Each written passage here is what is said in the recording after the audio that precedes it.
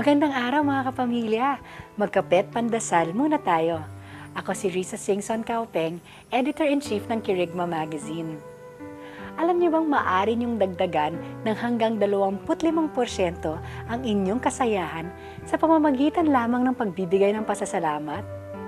Yan ang napag-alaman ng mga siyentipikong pinag-aralan at gumawa ng mga eksperimento tungkol sa mga taong palaging nagpapasalamat.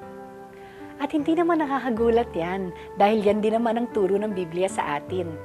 Payo nga ni San Pablo, ipagpasalamat ninyo sa pangalan ni Kristo Jesus ang lahat ng pangyayari sapagkat yan ang ibig ng Diyos. Paano ba maging isang taong palasalamat at masaya? Subukan niyo ang ilang tip na to. Una, magkaroon kayo ng sarili niyong journal. Dito niyo susulat ang lahat ng biyayang natatanggap niyo para hindi niyo ito malimutan.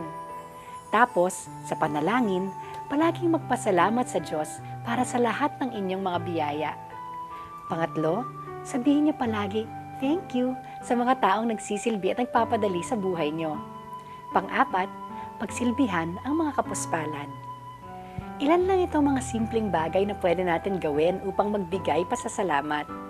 Pero sigurado ako, makakadagdag ito upang tayo ay maging mas masayang mga tao. Manalangin tayo.